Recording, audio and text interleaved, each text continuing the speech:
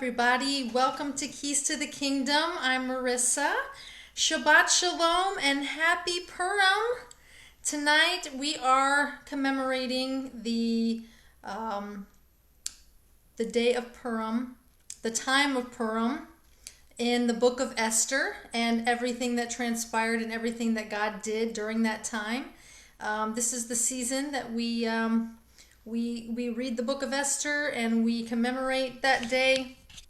Even though it's not one of Yahuwah's holy feast days, even though it's not a commanded feast day, we still honor it because it was a big event and it was something that God did that was very memorable, and it's something worth remembering every year, and that is why we continue to celebrate Purim every year, even though it's not a commanded feast day.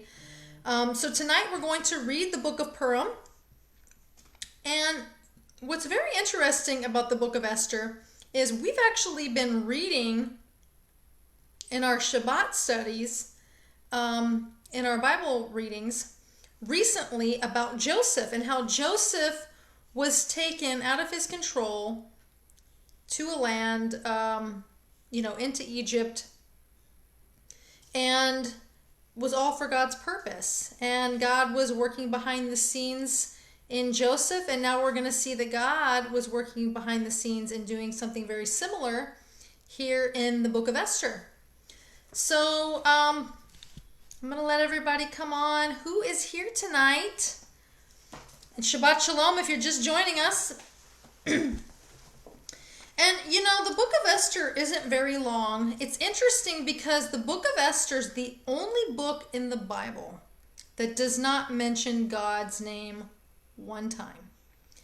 It's called, it's often referred to as the silent book. It's silent because it doesn't mention God's name, but we see God in all of the pages doing something behind the scenes. And I believe that he does that in all of our lives. I believe that he does work behind the scenes in our lives to orchestrate things. And sometimes we don't know until later on what it is that he's doing. Like I said, very similar to Joseph. We have just been reading about Joseph in our whole word Bible study. And something very similar happens here with Esther, in the book of Esther. Who here has never read the book of Esther? I'm curious. Has anybody here not read the book of Esther before? Maybe you just saw the movies and you never read the book. A lot of us do that because it's a lot easier to watch a movie than it is to read. I can't hear anything. Is it me or technical difficulties? Oh, well, I hope it's not technical difficulties. Thank you for letting me know, Jody. Can anybody else hear me? Is anybody having trouble hearing me?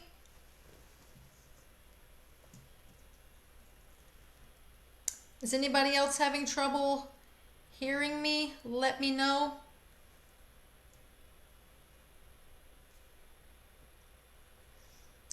I want to fix it before I start reading, before we start reading. I hope you have your Bibles out together so that we can read Esther together.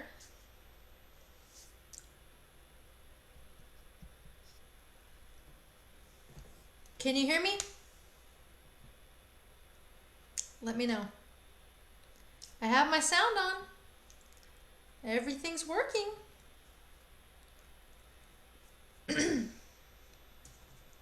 All right, let me just check something really quick.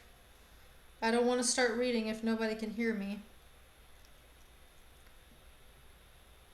Anybody having trouble hearing me? No, I think we're okay. Okay.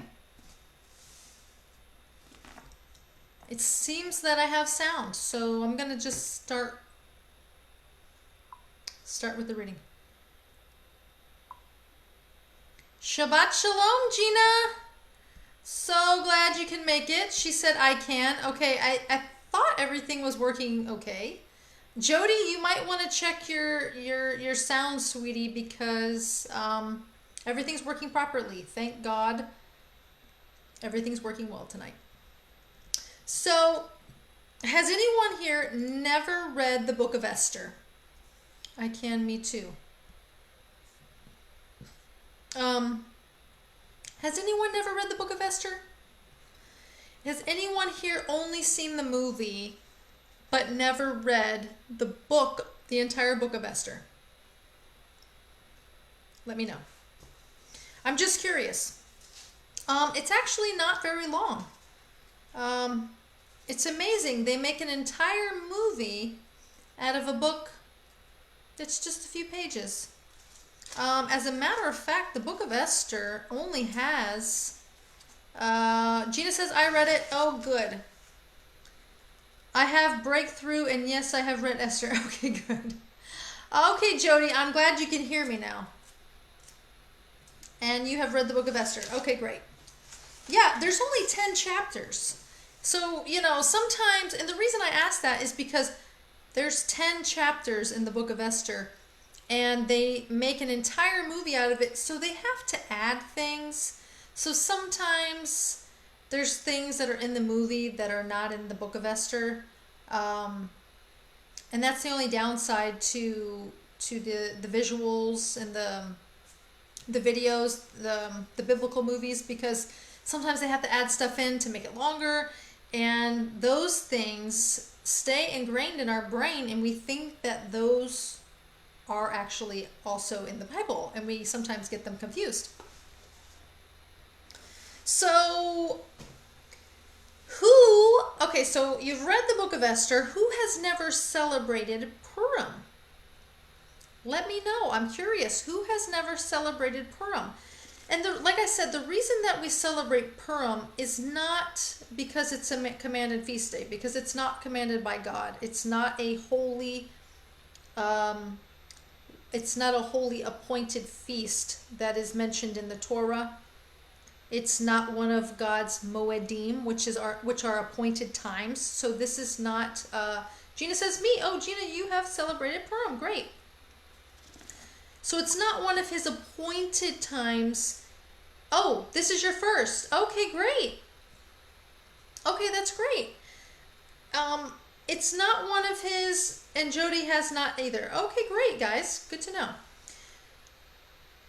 It's not one of his holy appointed feast days. However, we do commemorate this day for what happened during that time. Very similar to the reason that we celebrate Hanukkah, because God did something miraculous there. I bet you any amount of money that if this same circumstance happened to you, you would probably want to commemorate it every single year as well. And really, it's just reminding us that God is working things out, even when we're not paying it. Like the Jews that were in Persia, they were kind of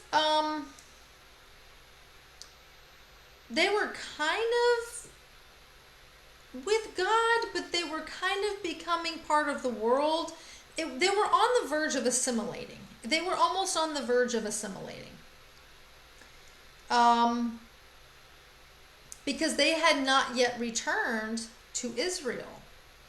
And the other Jews from Babylon had returned to Israel from captivity, but these Jews had not yet returned to Israel.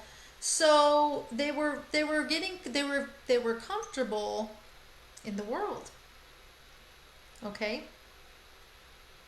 They were comfortable in the world, and perhaps that this event happened so that God could wake them up and shake them out of their slumber so that they would go back to the land of Israel where they were supposed to be. And another thing worth mentioning is,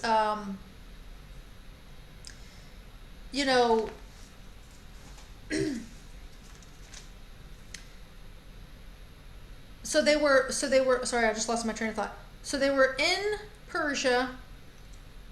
So they were becoming more a part of the world, and God was not really at the forefront of their mind, but God was working behind the scenes even though they were not up to par of where they should have been. So God was working on their behalf. And so this is why we commemorate it. This is why it is a special time. Even though it's not a holy appointed feast day, like I said,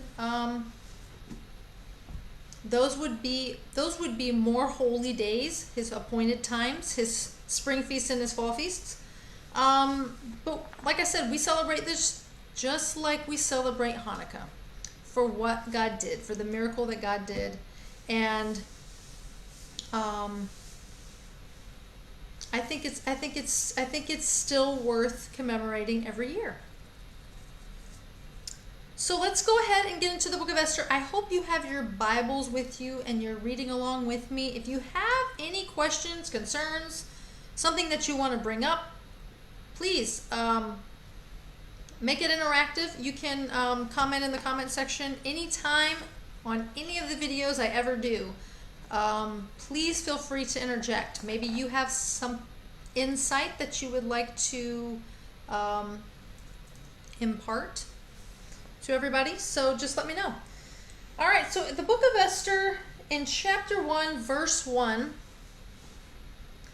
it says, "Now in the days of Ahasuerus, and Ahasuerus who reigned from India to Ethiopia." So this was an entire empire that covered from India to Ethiopia. It was a very vast, large empire. Persia was. Over 127 provinces in those days when King Ahasuerus sat on his royal throne in Susa, the citadel. In the 3rd year of his reign, he gave a feast for all his officials and servants. The army of Persia and Media and the nobles and governors of the provinces were before him. So remember that Daniel had prophesied about the Medes and the Persians when he was in Babylon. Remember the vision that,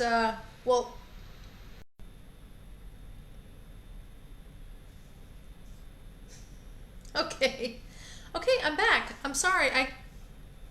I think I'm doomed to have technical difficulties every time. Okay, so I hope everybody's with me. And I am the only one that is frozen. Okay, can you see me now? Is everything good? You should be able to see me now. Let me know if you're having any problems, because we reconnected. Okay, good. Okay, so like I was saying, you had the kingdom of you had the empire of Babylon, and now Medes and Persians, and these are the Jews that were still in Medo-Persia, still in exile. Okay, they had not returned to Israel. So the army of Persia and Media and the nobles and governors of the provinces were before him, while he showed the riches of his royal glory and the splendor of pomp of his greatness for many 180 days. So basically the king is throwing a party, and he's showing off to everyone in the close proximity cities, all of the armies, all of the servants. He's showing off his greatness for 180 days. That's a very long party. He's having a party to show himself off 180 days. That's like months. This is a very, very long party. Although I will say that, people travel from afar. They have to stay a while before they travel back. Maybe that's why. I don't know. And when these days were completed, the king gave for all the people present in Susa, the citadel, both great and small, a feast lasting for 7 days in the court of the garden of the king's palace. So for 7 days, they had a feast in the garden of the king's palace.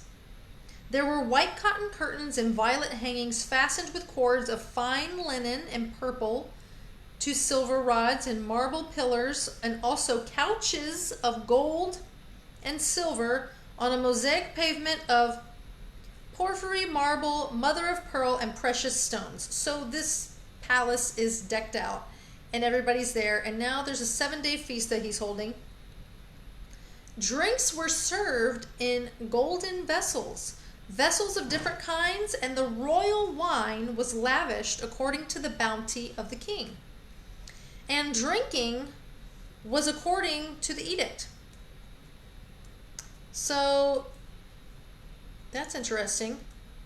Drinking was according to the edict. So he's basically, that was part of the deal. You come to my feast and you have to drink. In other words, don't insult me and not drink my wine. There was no compulsion, for the king had given orders to all the staff of his palace to do as each man desired. Queen Vashti also gave a feast for the women in the palace that belonged to King Ahasuerus. So he's giving a feast, and Queen Vashti is also giving a feast for the women that are in the palace. So the men are having their feast, the women are having their feast as well. On the 7th day, so the last day of the feast, when they're all toasty, when the heart of the king was merry with wine, just like I said, basically he's drunk. The king is drunk. The heart of the king was merry with wine. He commanded Memuham, Biztha, Harbona, Bigtha, and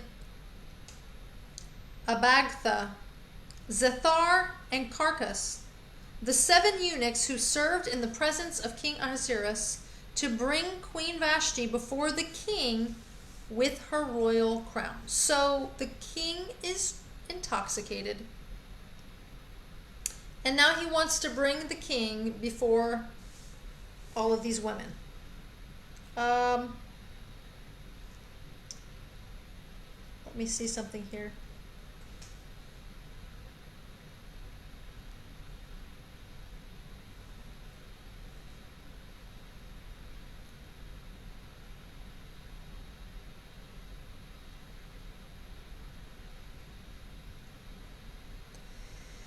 So I'm just reading down here in the notes where it says, Vashti,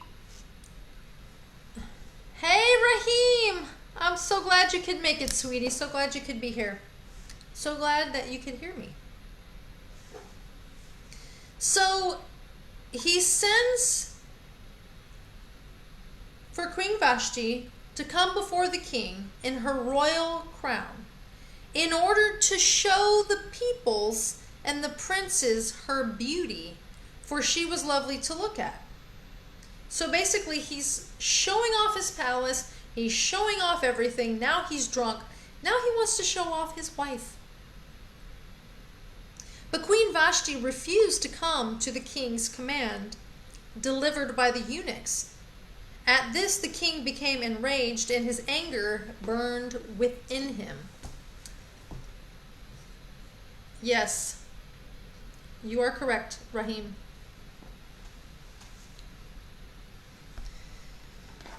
And this is what is assumed by the text, is that it doesn't say why she refused, but it is assumed that it was because her motive was to avoid an immodest display. In other words, the king's motives were not to her best intentions, and they were not they weren't proper, and they were not appropriate. He's drunk, he's intoxicated, and she's like, no, basically what he's asking isn't right. Or perhaps she felt what she was asked to do was beneath her station in life, indicated by the crown that she was asked to wear. It's so funny because you always hear people when they read the book of Esther, they're like, oh, Queen Vashti, she disobeyed her husband, and it's, like she was, like Vashti was such a horrible person because she didn't come to her husband when he told her to come. But when you're reading what it's saying and you're seeing the situation here, he's showing everything off. He was just being a show off, and now he's a drunk show off. So not only is he now belligerent and all these other men belligerent, he wants to show off his wife, and she doesn't feel like it's the right thing for him to be doing. So that's why she probably did not want to go. Rahim, I think that as well, who wants to see her husband while he's drunk? Exactly. So, I mean, I don't know. Is it just me, or every time I've read this, I always felt bad for her. I was like, this poor thing, like, gets kicked out of the kingdom because she refused to come. When he was showing everything off and he was drunk, and now all the men are drunk, and now he's like, bring my queen with her crown, and I want to show her off too because she's beautiful. Oh, look at her, look, and basically they were going to gawk at her. All these men were going to gawk at her. But for some reason, every time I've heard anybody read the book of Esther, they're like, oh, Vashti was she was a rebellious woman, and it didn't come when her husband called for her. And it's just like, this is just one time, and it seems to be like a pretty good reason for a queen to say no. I think so anyway. She's a queen. She's not supposed to be belittled in front of men. I didn't feel bad for her. He wants to display her disrespectfully. That's exactly my point. I always felt bad for her because that's exactly what he's doing. He wanted to display her disrespectfully. So it wasn't her that disrespected him. It was him that was disrespecting her, and therefore she just said, no, I'm not coming. Yeah, I knew what you meant, Rahim. So, yeah, I mean, I always thought that was weird where, everybody said, oh, Queen Esther was like, like the opposite of Vashti, where you don't see anything negative about Vashti at all. She just doesn't want to come to her belligerent husband who's trying to disrespect her. So he becomes enraged, and anger burned within him. Of course, he's drunk, and now he's embarrassed. Now he's embarrassed in front of all these intoxicated men.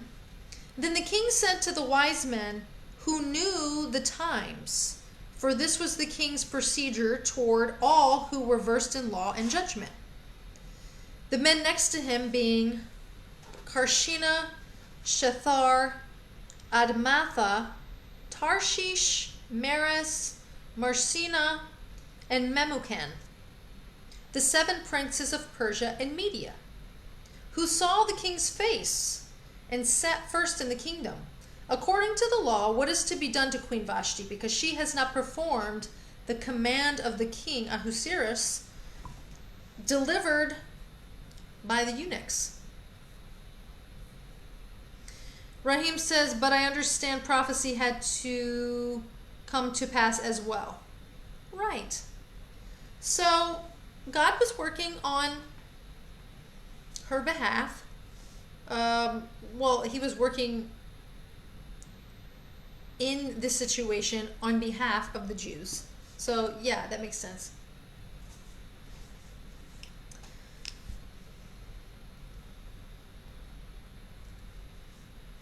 So then Memucan said to the prince of the king and the officials, not only against the king has Queen Vashti done wrong, but also against all the officials and all the peoples who are in the provinces of King Ahasuerus.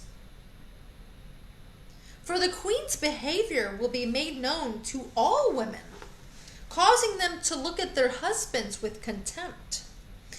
And you have to remember, we're talking about a culture that was not favorable to women. And,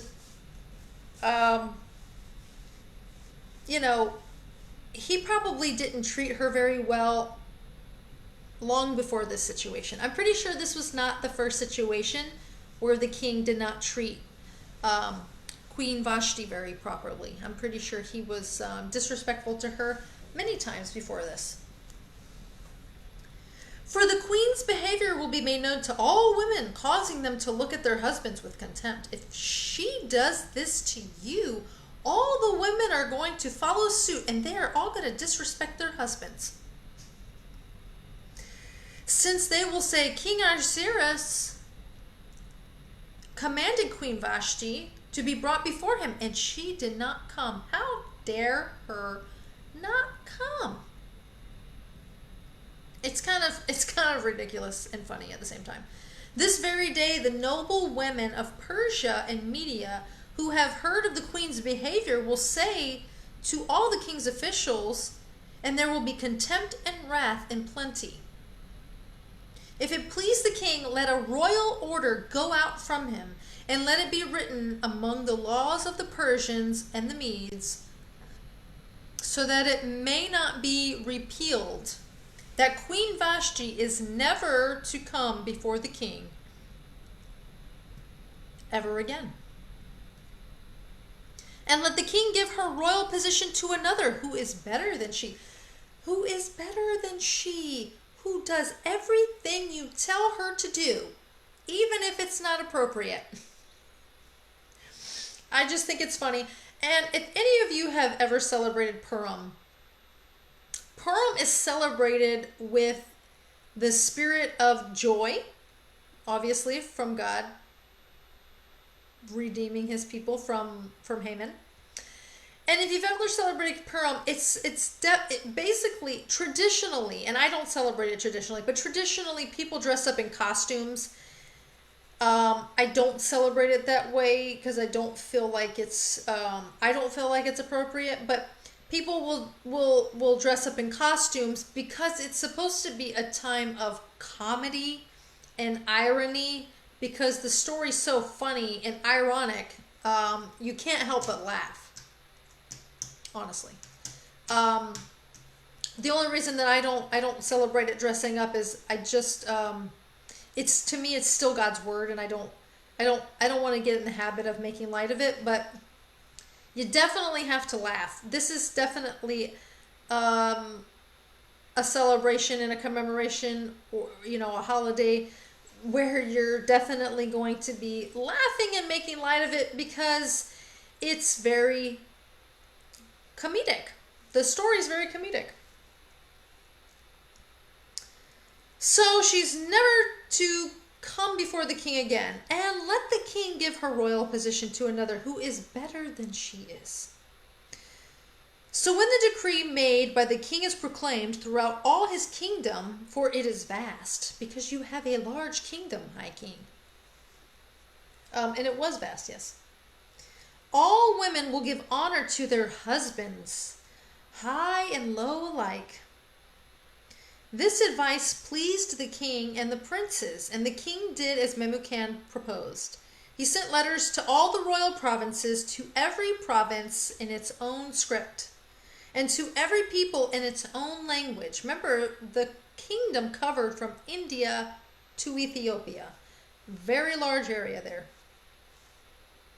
And so they sent out letters in all the different languages, that every man be master in his own household, and speak according to the language of his people.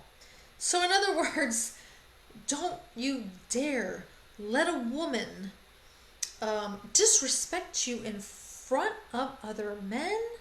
Otherwise, other women are going to follow suit. The man must be the master of his household. It's basically like chauvinism, being chauvinistic on steroids. Chauvinism on steroids. That's just, do what I say, even if it's not right. Even if I'm being a jerk, or, like we said, being inappropriate. You just do what I say, no matter what. That's basically what this culture was like back then.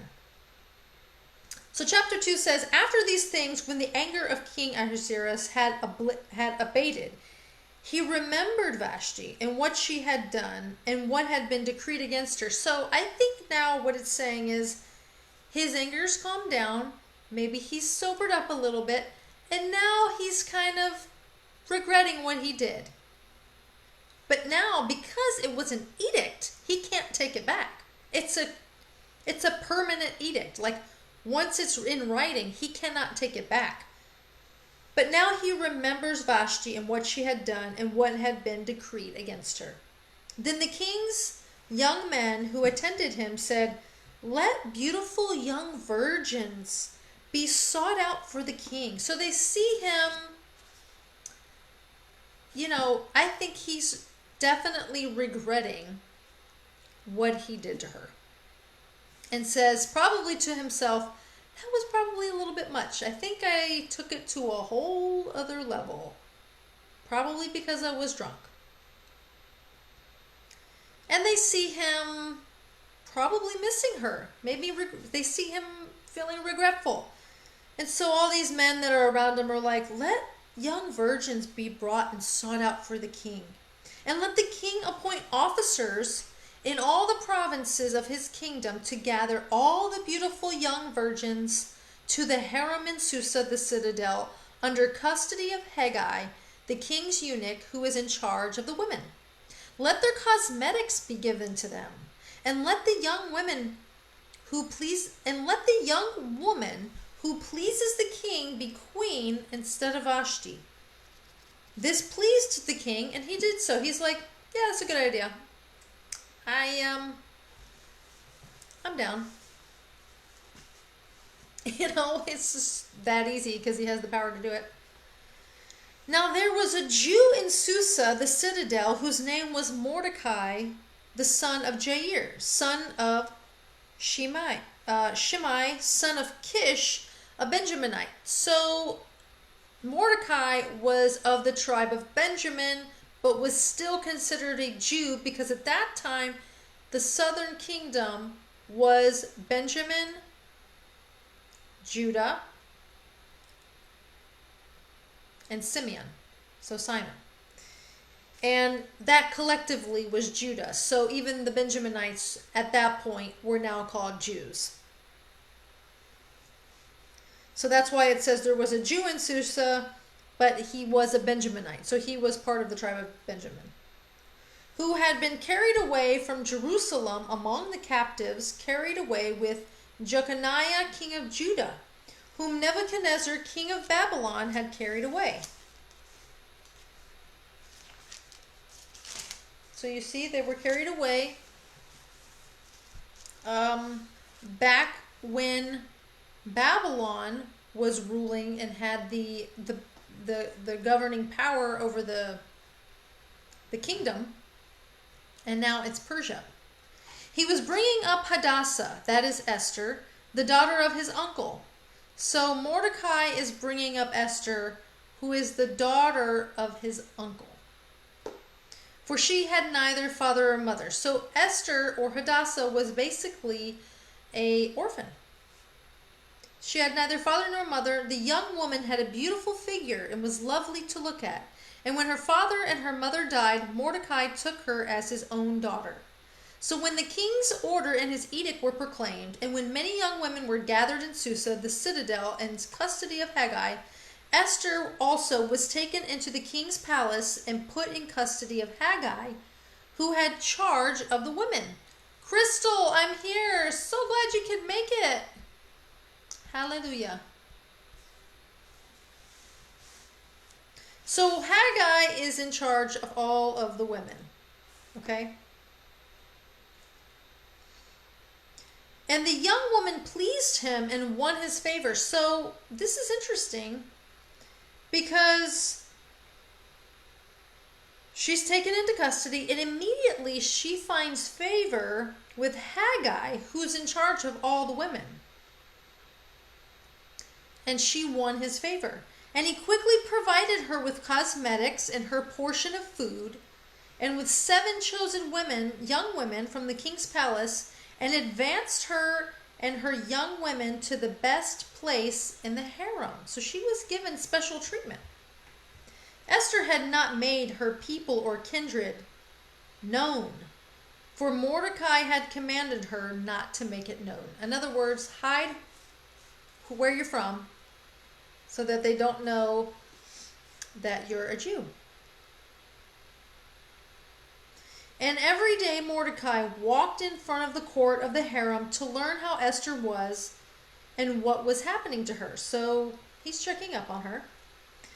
Now when the turn came for each young woman to go to the king, after being 12 months under the regulations for the women, since this was the regular period of their beautifying, so check this out.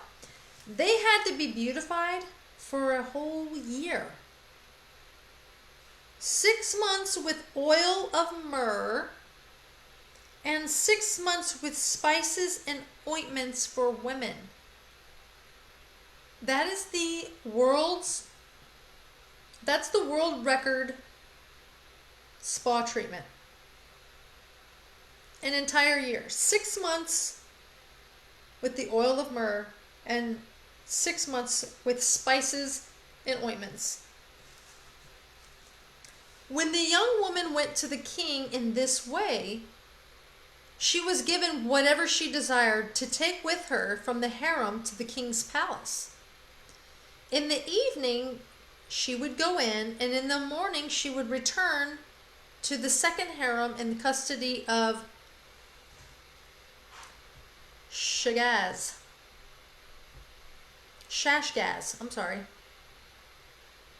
the king's eunuch, who was in charge of the concubines. She would not go into the king again unless the king delighted in her and she was summoned by name. So she would go in, present herself. She would never go back in there unless he remembered her, liked her, and wanted to see her again. When the turn came for Esther, the daughter of Abihail, the uncle of Mordecai, who had taken her as his own daughter to go into the king, she asked for nothing except what Haggai, the king's eunuch, who had charge of the women, advised. So it seems that Haggai was helping her choose what she should take.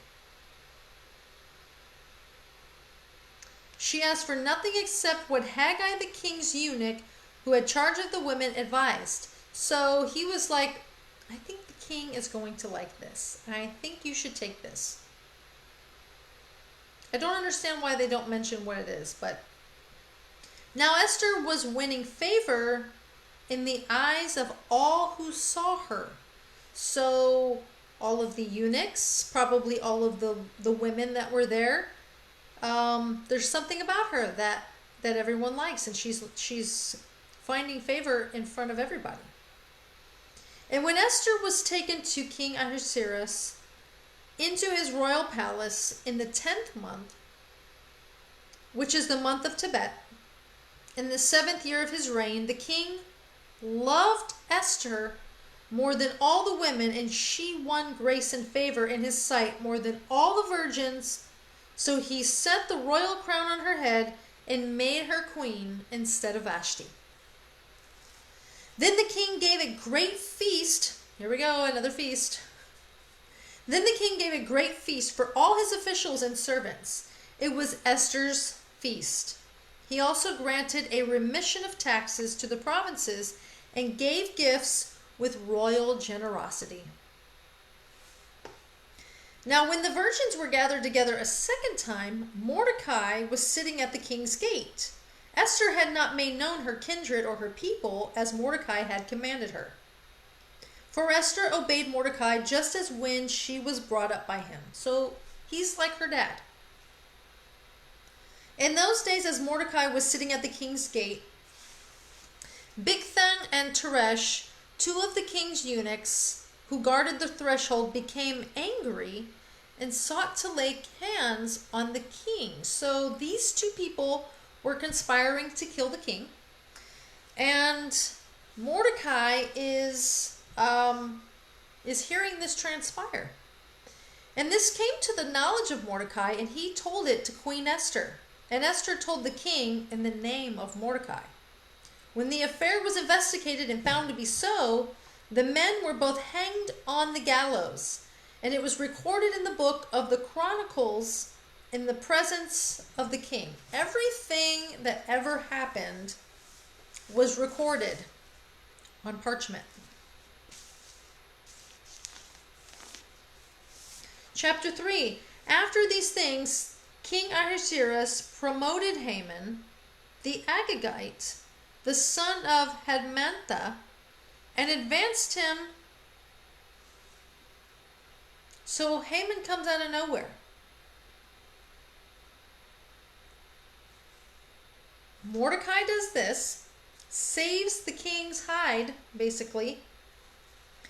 And then I'm assuming down the road a little, the king promotes Haman, the Agagite, and advanced him and set his throne above all officials who were with him. So he's almost second in command to the king. And all the king's servants who were at the king's gate bowed down and paid homage to Haman, for the king had so commanded concerning him. But Mordecai did not bow down or pay homage. Then the king's servants who were at the king's gate said to Mordecai, "Why do you distress the king's command? Like, what's the big deal?" And when they spoke to him day after day, he would not listen to them. They told Haman in order to see whether Mordecai's words would stand, for he had told them that he was a Jew. And when Haman saw that Mordecai did not bow down or pay homage to him, Haman was filled with fury, pretty much. "You don't disrespect me. I'll kill you." Haman was filled with fury, but he disdained to lay hands on Mordecai alone. So he's like, "I'm not just going to kill you. I'm going to kill your whole family. Oh, I'm going to kill your entire race." So as they had made known, now also remember that Haman is an Agagite. This is another ite. So they have a hatred for the Jews already. There's a long line of hatred for the Jews in this family line already from Canaan.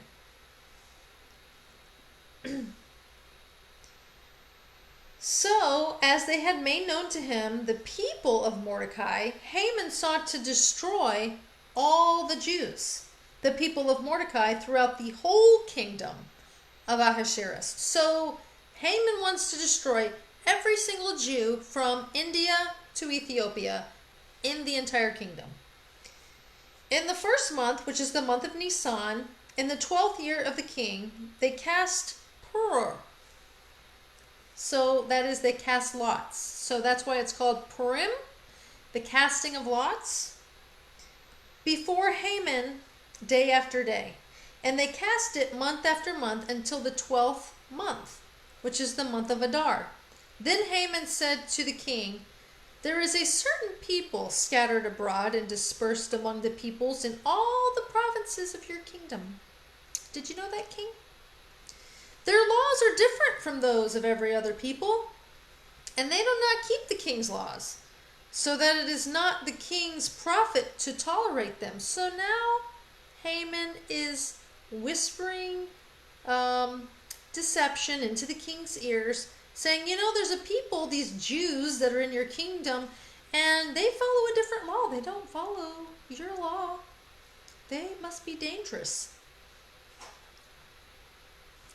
If it pleases the king, let it be decreed that they be destroyed. And I will pay 10,000 talents of silver into the hands of those who have charge of the king's business, that they may put it into the king's treasury. So Haman is going to pay 10,000 talents of silver to have every Jew annihilated. So the king took his signet ring from his hand and gave it to Haman, the Agagite, the son of Hammedatha, the enemy of the Jews. And the king said to Haman, "The money is given to you, the people also to do with them as it seems good to you. Then the king's scribes were summoned on the 13th day of the first month. An edict, according to all that Haman had commanded, was written in the king's satraps, and to the governors over all the provinces, and to the officials of all the peoples. To every province in its own script, and to every people in its own language. It was written in the name of the king, and sealed with the king's signet ring. Letters were sent by couriers to all the king's provinces with instruction to destroy, to kill, and to annihilate all Jews, young and old, women and children, in one day, the 13th day of the 12th month, which is the month of Adar, and to plunder their goods. So there's an edict going out now that is to kill every single man, woman, child that is a Jew, and to take everything that's theirs. A copy of the document was to be issued as a decree in every province by proclamation to all the peoples to be ready for that day. The couriers went out hurriedly by the order of the king, and the decree was issued in Susa, the citadel. And the king and Haman sat down to drink. But the city of Susa was thrown into confusion. So the king and Haman are sitting down to drink. These drunkards, they're a bunch of drunkards. That's all they're doing is drinking and partying.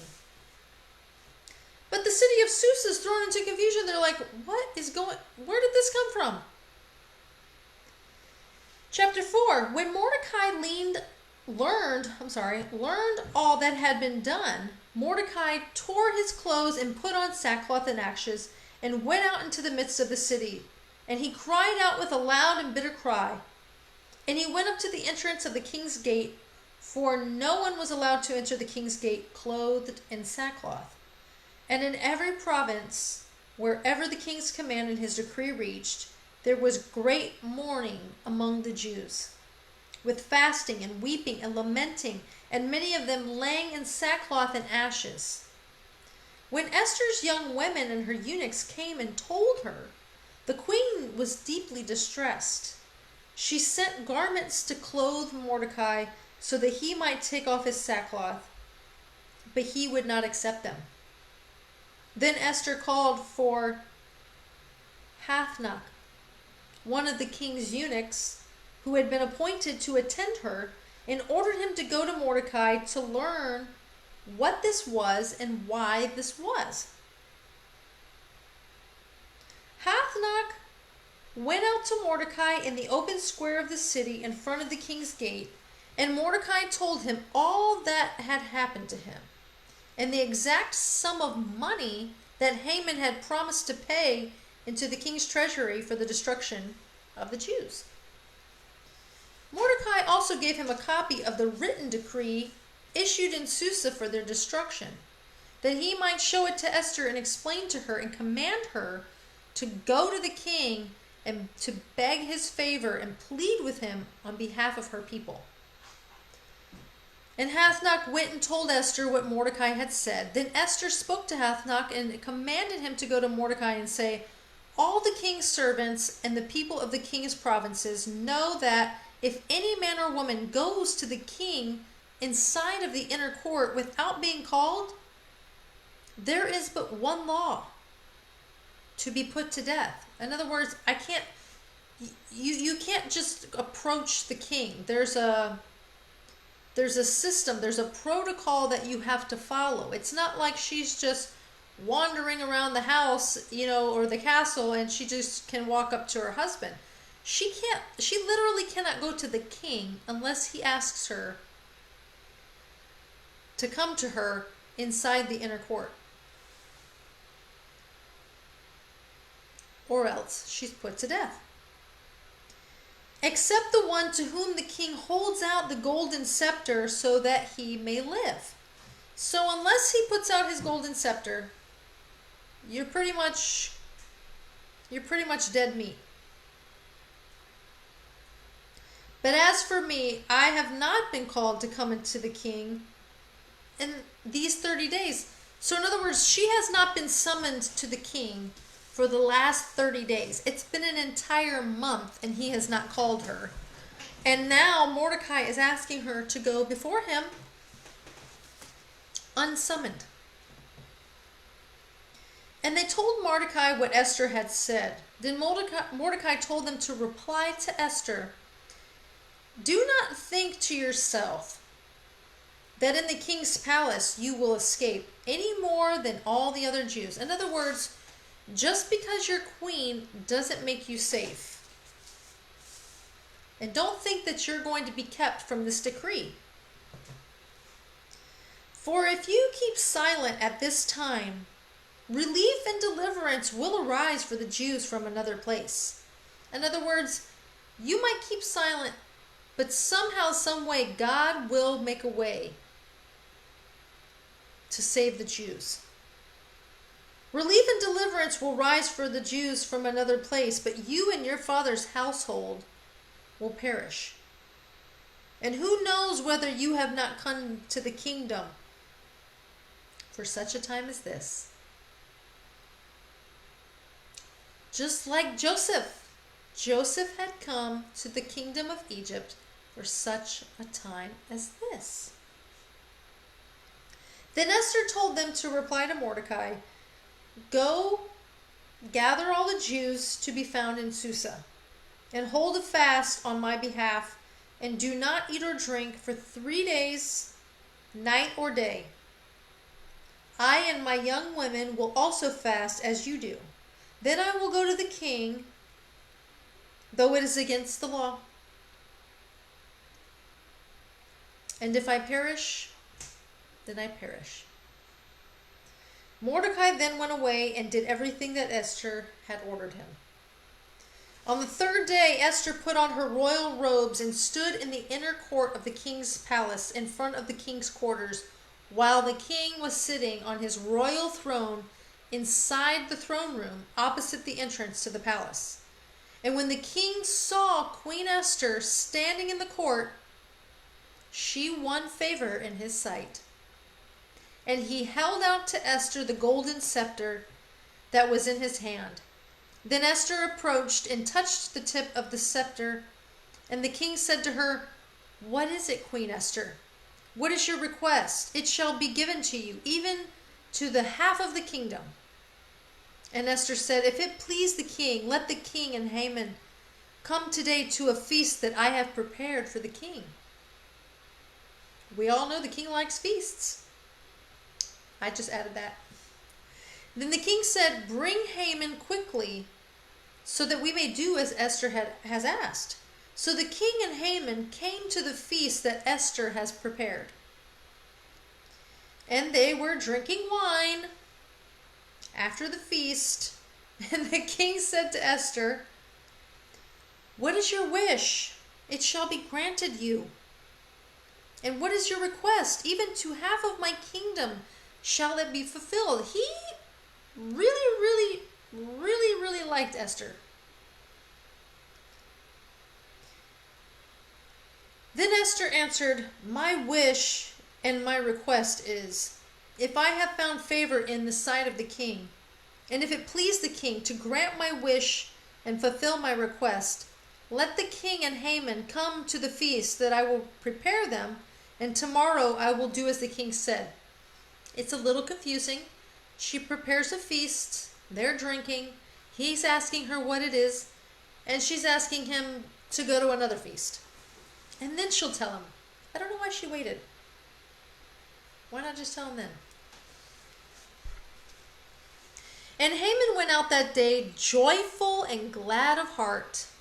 But when Haman saw Mordecai in the king's gate, that he neither rose nor trembled before him, he was filled with wrath against Mordecai. Nevertheless, Haman restrained himself and went home. And he sent and brought his friends and his wife Zeresh. And Haman recounted to them the splendor of his riches and the number of his sons, and all the promotions with which the king had honored him, and how he had advanced him above all the officials, and the servants of the king. So here is another male showing off what he has, everything he's been given. Look at all my children. Look at all the king has given me. It's pride comes before a fall, remember? Pride comes before a fall. Then Haman said, even Queen Esther, let no one but me come with the king to the feast she prepared. He just thinks he is, he is just the end all be all right now. He just thinks he is on fire. Look at all I have. Look at all my children. Look, even Queen Esther only invited me to be with her and the king. You have to read the book of Esther with comedy in your mind because it is very comedic. You almost wonder how much of it is true because it's so funny. Even Queen Esther let no one come with the king to the feast she prepared except for me. And tomorrow also I'm invited by her together with the king. And look at him so braggadocious. So braggadocious he has no idea that his head is on the chopping block. Yet all this is worth nothing to me so long as I see Mordecai the Jew sitting at the king's gate. Then his wife Zeresh and all his friends said to him, let a gallows 50 cubits high be made, and in the morning tell the king to have Mordecai hung upon it. Then go joyfully with the king to the feast. This idea pleased Haman, and he had the gallows made. So he's having the gallows made for Mordecai out of his pride and hatred. And so they make the gallows. And he's going to have the king, he's going to tell the king about it before he goes to the feast with the king and the queen. On that night, the king could not sleep. You see how God works? The king could not sleep. And he gave orders to bring the book of memorable deeds, the chronicles that were read before the king. And it was found written how Mordecai had told about Bigthana and Teresh, two of the king's eunuchs who guarded the threshold and who had sought to lay hands on King Ahasuerus. And the king said, what honor or distinction has been bestowed upon Mordecai for this? The king's young men who attended him said, nothing has been done for him. And the king said, who is in the court? Now Haman had just entered the outer court of the king's palace to speak to the king about having Mordecai hanged on the gallows that he had prepared for him. This is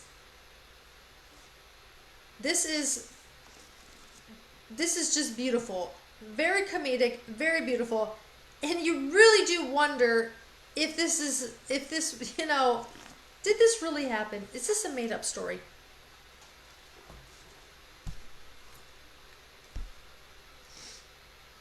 And the king said, who is in the court? Now Haman had just entered the outer court of the king's palace to speak to the king about having Mordecai hanged on the gallows that he had prepared for him. And the king's young men told him, Haman is there standing in the court. And the king said, let him come in. So Haman came in, and the king said to him, what should be done to the man whom the king delights to honor? What should be done? And Haman is thinking, oh, it must be me because I'm so special? What should be done to the man whom the king delights to honor? You see how they, even the king, seeks counsel, even for things like this, even in how he's going to honor Mordecai, he seeks counsel. What do you think I should do for him?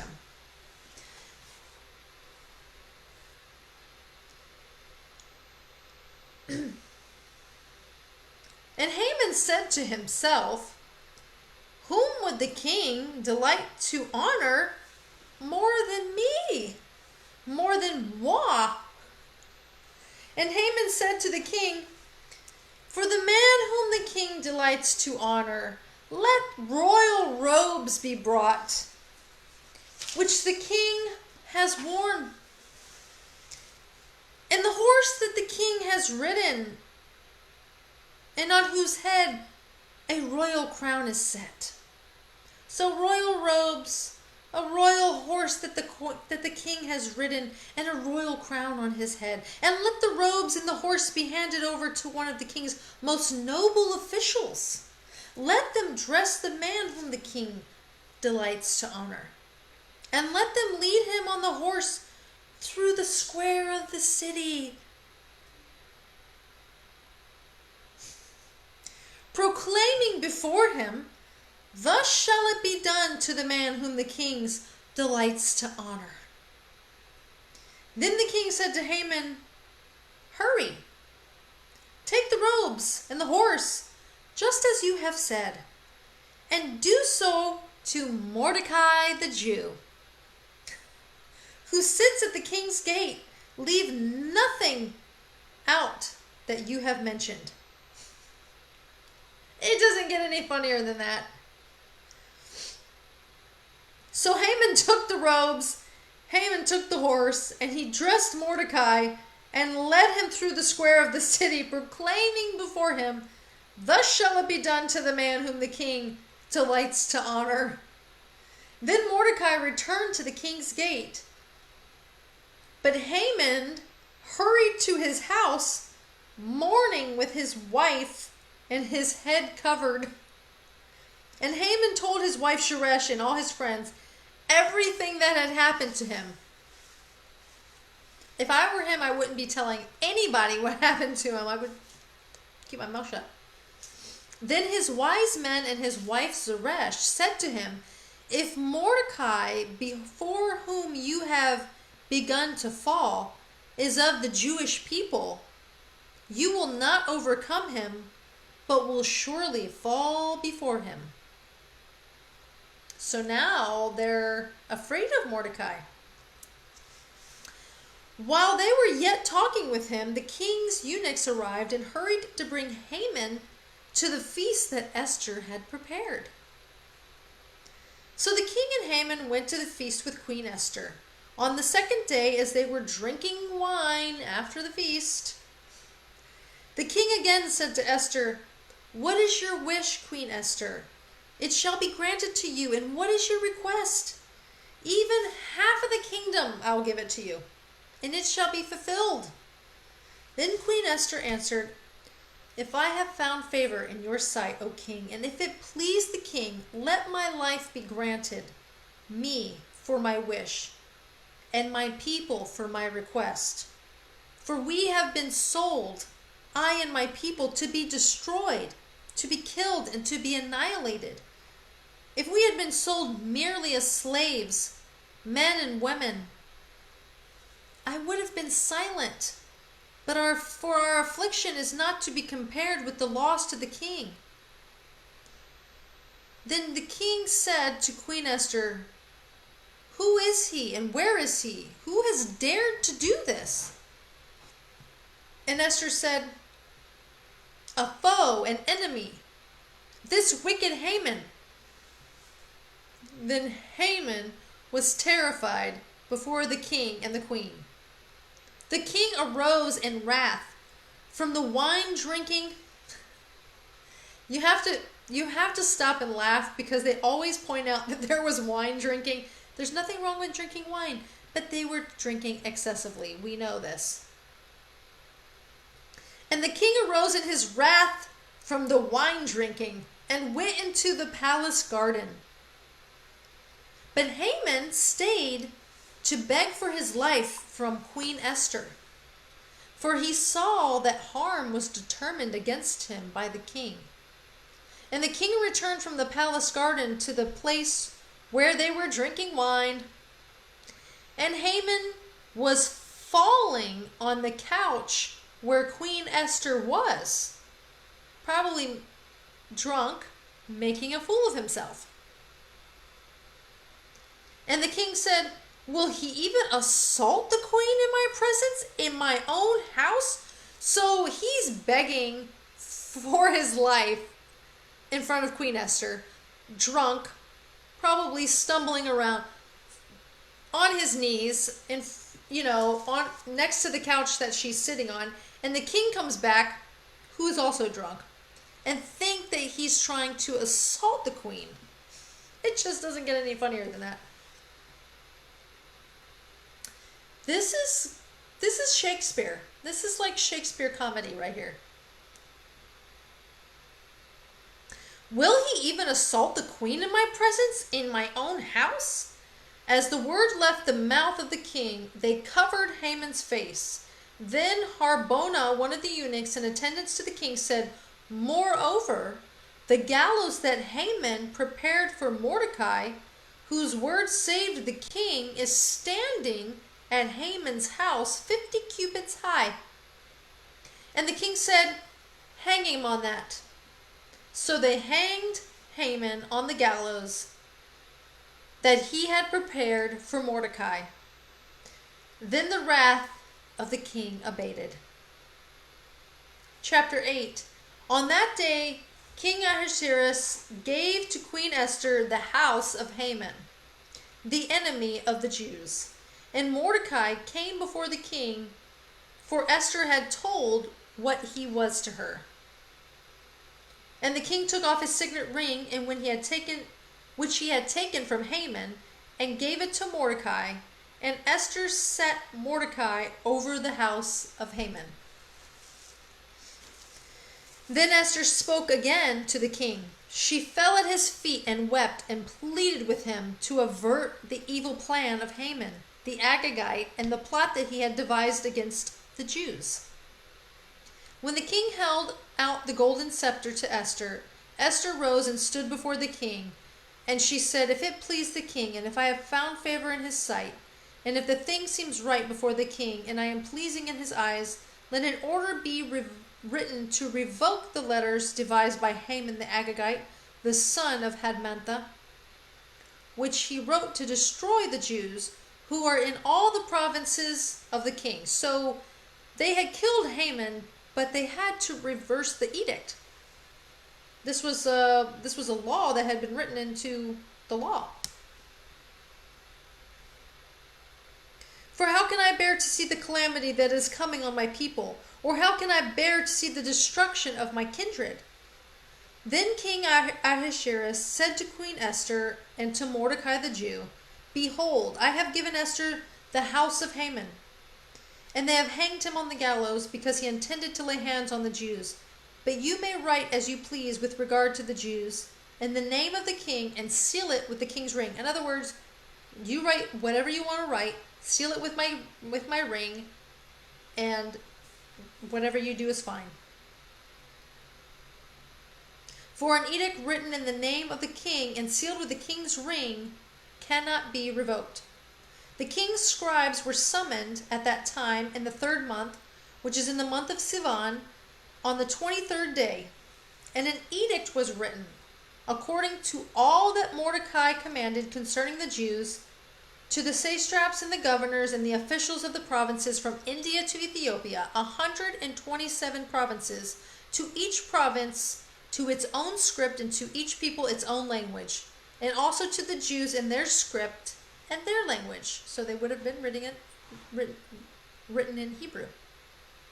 And he wrote in the name of King Ahasuerus and sealed it with the king's signet ring. Then he sent the letters by mounted couriers riding on swift horses that were used in the king's service, bred from royal stud, saying that the king allowed the Jews who were in every city to gather and defend their lives, to destroy, to kill, and to annihilate any armed force. So basically, because he had already issued a decree, he couldn't reverse the decree to annihilate the Jews. So now he had to send out an edict saying that the Jews in every city could gather and defend their lives to destroy, to kill, and to annihilate any armed force of any people or province that might attack them. So now he's just giving them power because he can't take his edict back. He's just creating a new edict that they can defend themselves to death.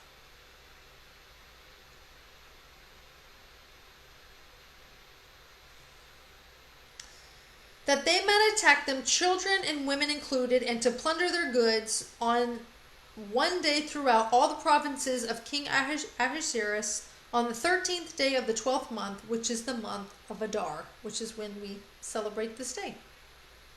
A copy of what was written was to be issued as a decree in every province, being publicly displayed to all peoples, that the Jews were to be ready on that day to take vengeance on their enemies. So the couriers mounted their swift horses that were used in the king's service, rode out hurriedly, urged by the king's command, and the decree was issued in Susa, the citadel. Then Mordecai went out from the presence of the king in royal robes of blue and white. That's interesting, blue and white. With a great golden crown and a robe of fine linen and purple, and the city of Susa shouted and rejoiced. The Jews had light and gladness and joy and honor, and in every province and every city, wherever the king's command and his edict reached, there was gladness and joy among the Jews, a feast and a holiday. And many from the peoples of the country declared themselves Jews, for fear of the Jews had fallen on them. So this is funny.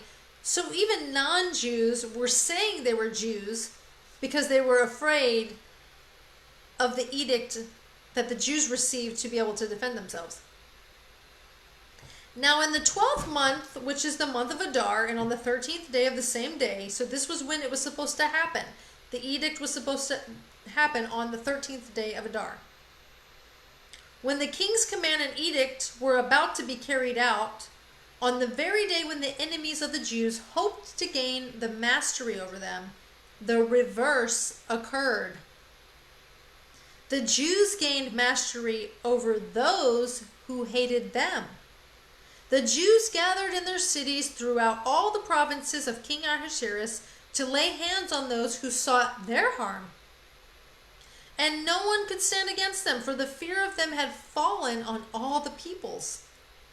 All the officials of the provinces and the satraps and the governors and the royal agents also helped the Jews, for the fear of Mordecai had fallen on them. For Mordecai was great in the king's house, and his fame spread throughout all the provinces, for the man Mordecai grew more and more powerful. The Jews struck all their enemies with the sword, killing and destroying them, and did as they pleased to those who hated them. In Susa, the citadel itself, the Jews killed and destroyed 500 men. So basically what this did was allow the Jews to kill anybody who hated them, and all they had to say was they were defending their life. Destroyed 500 men and also killed Parshandatha and Dalphon and Aspatha and Paratha and Adalia and Ardatha. In Parmashta and Arisai and Ardai and Vizatha, the 10 sons of Haman, the son of Hadmantha, the enemy of the Jews.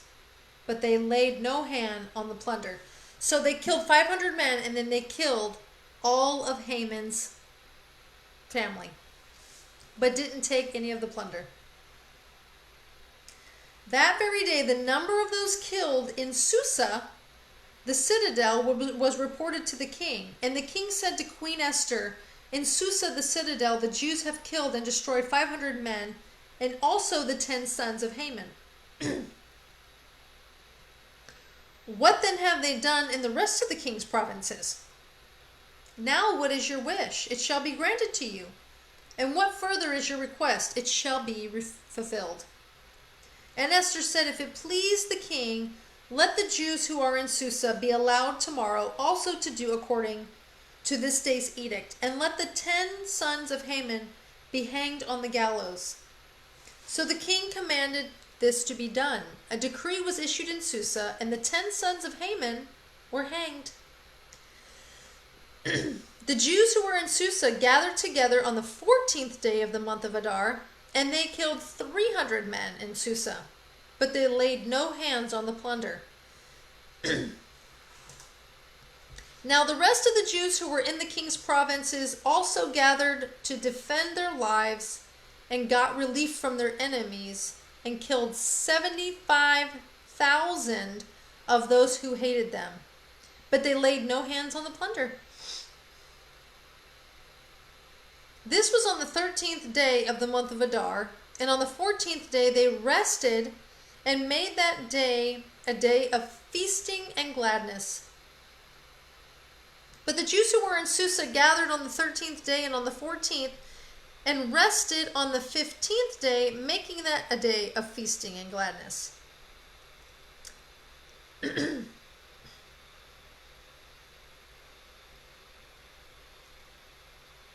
Therefore, the Jews of the villages who lived in rural towns hold the 14th day of the month of Adar as a day for gladness and feasting, and as a holiday, and as a day on which they send gifts of food to one another.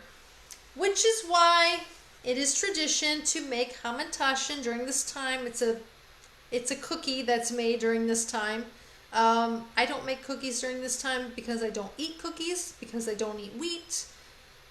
I guess I could make a gluten-free version. But that's why you see a lot of food and partying and joy, and it's basically like a glad, comical time of year to just retell the story again of what God did and just laugh, because it is comical.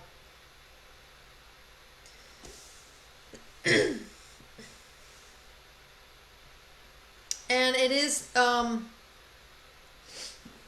is still kept to this day because of what it says here in chapter 9 verse 19. Therefore the Jews of the villages who live in the rural towns hold the 14th day of the month of Adar as a day for gladness and feasting, and as a holiday, and as a day in which they send gifts and food to one another. And Mordecai recorded these things and sent letters to all the Jews who were in all the provinces of King Ahasuerus, both near and far, obliging them to keep the 14th day of the month of Adar, and also the 15th day of the same, year by year, as the days on which Jews got relief from their enemies, and as the month that had been turned for them from sorrow into gladness, and from mourning into a holiday, that they should make them days of feasting and gladness, days for sending gifts of food to one another, and gifts to the poor. So the Jews accepted what they had started to do, and what Mordecai had written to them. For Haman the Agagite, the son of Hammedatha, the enemy of all the Jews, had plotted against the Jews to destroy them. And he cast that's why it's called Purim.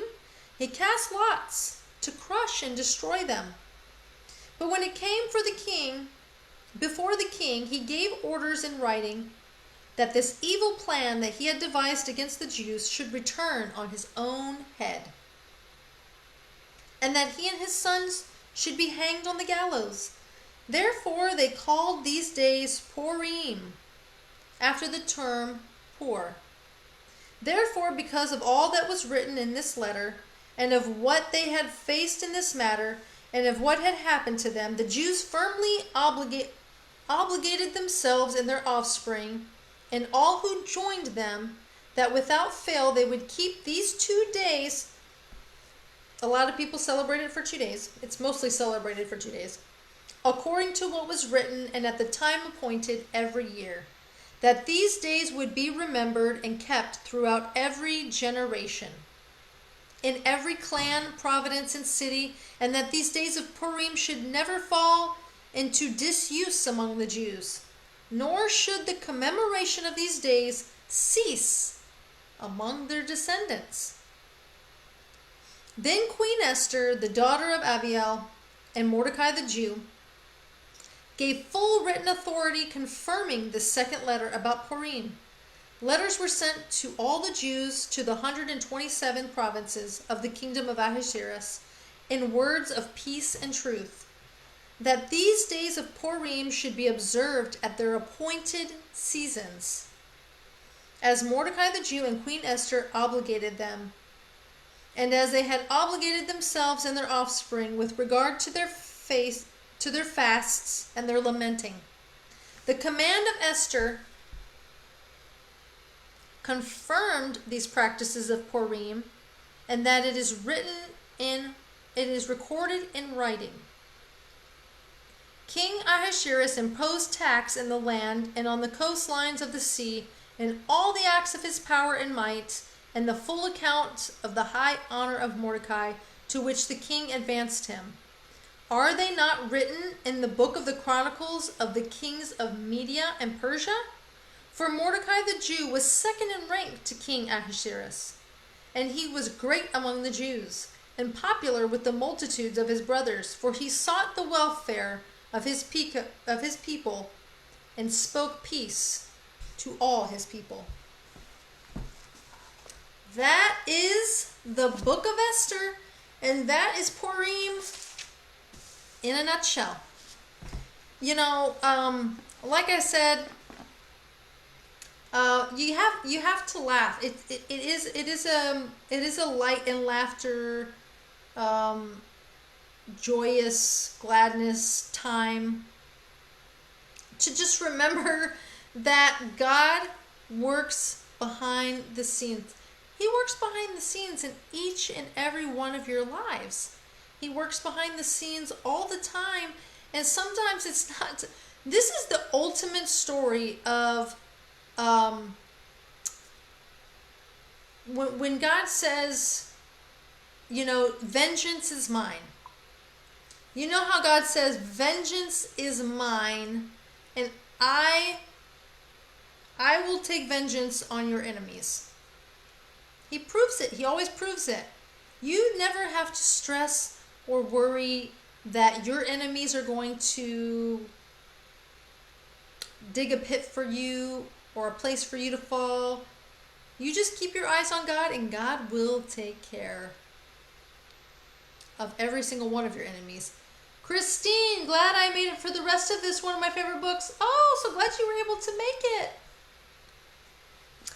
Yeah, and you know, usually this time of year we read the book of Esther. I do have the movie. I do like the movie. It's good. It's really good. I love it. I cry at the end. I'm just like, ooh. But it is funny. It's actually funnier when you read it, because it's just so comical, because you keep seeing, which you don't really see too much in the movie, but you keep seeing when you actually read the book of Esther, they were feasting and they were drunk, like basically like, and after the wine and after the wine and the wine and the wine, there's just so much, there was so much intoxication going on that God was just like not having any problems getting done what he needed to get done, because they were just like, you know, getting enraged and trying to kill this person, and then, you know how that goes. Wow, he writes our story. I love the significance of today. It also is National Day of Prayer because of what was done on this day. Amen, Jody. Amen. So, you know, I think that is probably why it's always been a custom for people to dress up. You know, most people dress up kind of like as a joker, because the joke's really on you. And you've probably seen some of the things where, you know, like the tradition is, you know, like wearing a mask, and it's all done in zest. It's all done in zest to the story, because the story is just so unbelievably comical that this could have actually really happened. It's written in such a way that you think, that it's Shakespeare. It doesn't seem like, it seems like fiction. It's just that outrageous. It seems like fiction. But it's a wonderful story nonetheless, and we see God working behind the scenes, and it is a beautiful movie. I do like the movie. It is nice. I like celebrating this time because I feel like it's prepping me a little bit into getting ready for Passover. Passover is going to be coming up, and I want to mention a couple of things before I go. A couple of things. So we're gonna finish our whole word study. We're gonna be getting into. So we already finished the book of Genesis. Now we're getting into the book of Exodus, which is perfect timing because Passover's coming up next. So we're gonna do that next Shabbat. We're gonna start reading the book of Exodus next Shabbat. And I know that the last video I did, I said Passover's coming, and I said Passover is March 27th. I think I said, no, when did I say? Yeah, March 27th, right? However,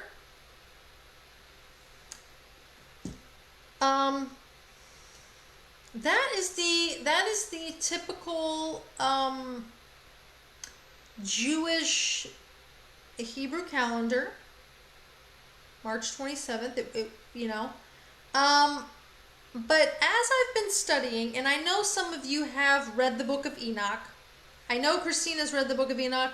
I'm pretty sure Raheem and I'm pretty sure Gina has read some of the book of Enoch.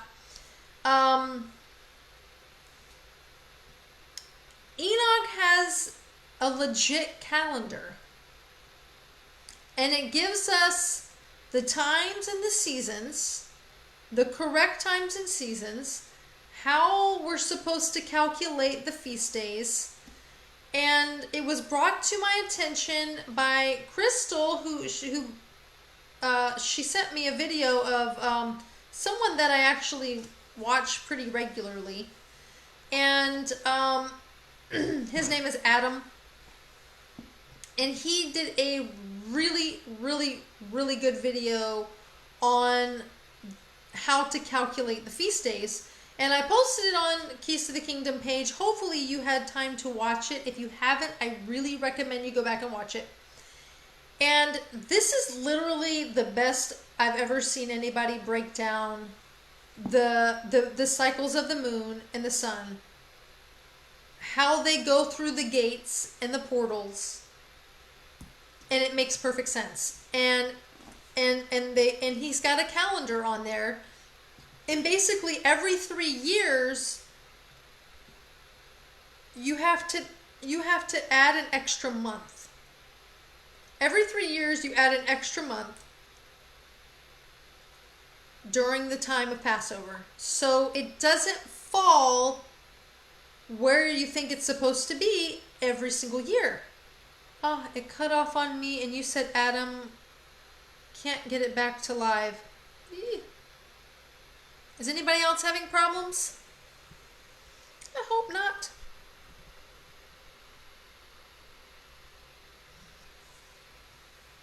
Can you hear me? Can you hear me? I hope you can hear me, because I'm going to keep talking. So he does a really, really, really good job in this video explaining the Enochian, the Book of Enoch calendar.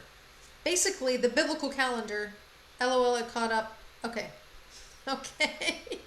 Good. Okay, good.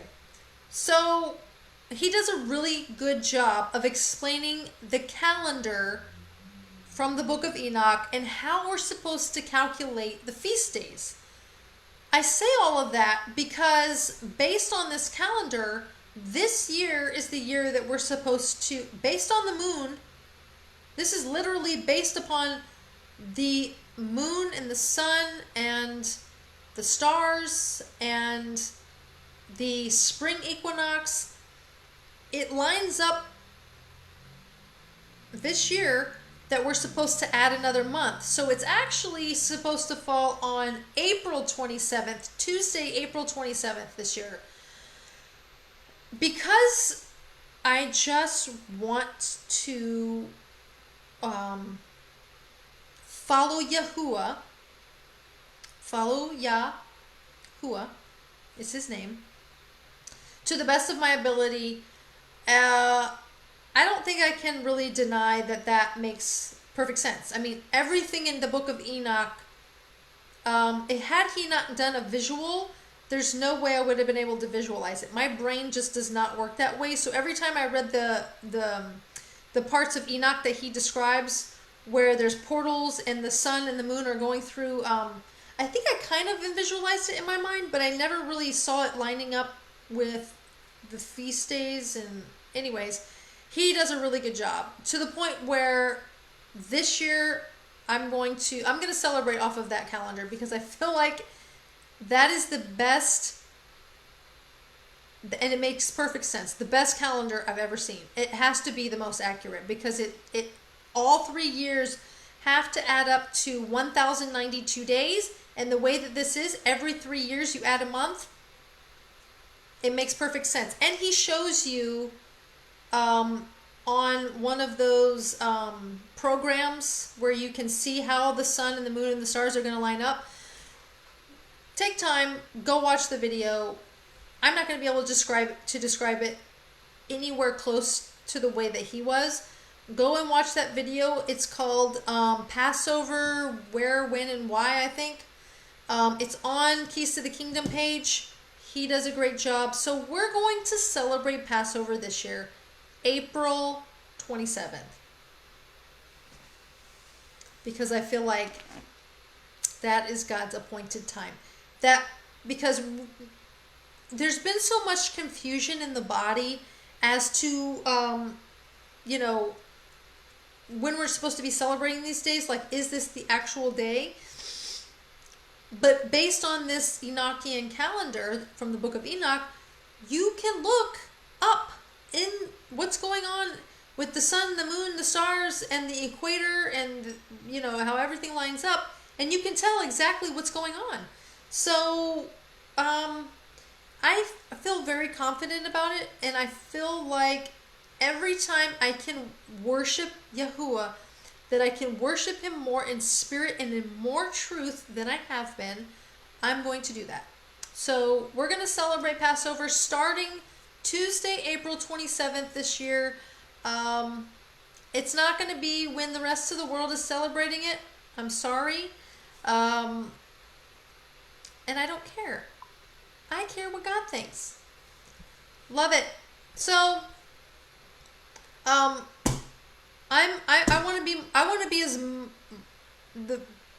as in sync with God's calendar as I possibly can, because his timing is so precise.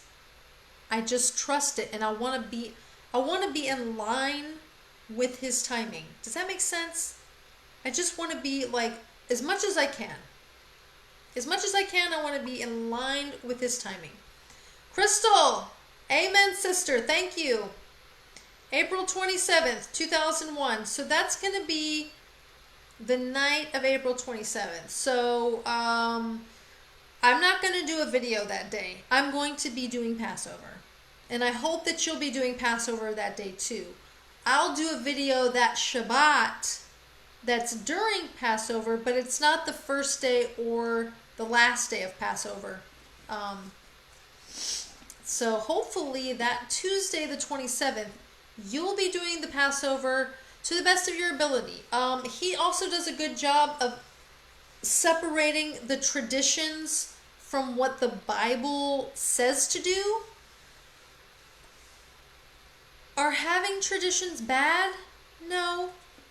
But could they get in the way of what the day's about? I think God made it simple because it's supposed to be simple. And if we add a whole bunch of stuff, he says, do not add to my word, do not take away from my word. Just do the best you can. do the best you can to celebrate this day the way the Bible says. The way the Bible says to do it, the best that you can. And every year, God will provide, you ask God and he will provide a way for you to be able to do it more and more and more every year to the best of your ability, if that's what you want. And that's what I've been asking him, and I want to do it on the right day. I don't care if the rest of the world is doing it next month. I'm going to do it a month later, and I'm going to take that day off, and I'm going to take the 7th day off, the last day of Passover off. Because remember, Passover is for 7 days, guys. So that's how we're going to do it. That's how we're going to do it from now on. Because go back and watch this video. I mean, it's perfect. I've never seen anybody lay out the calendar that well. And like I said, my brain, when I'm reading the book of Enoch and I come to that part where he's talking about the sun, the moon, and the stars, and the paths that they go through and how that lines up with God's calendar, I can't picture it because my brain is just like not really understanding the words to be able to visualize it. He did a perfect job.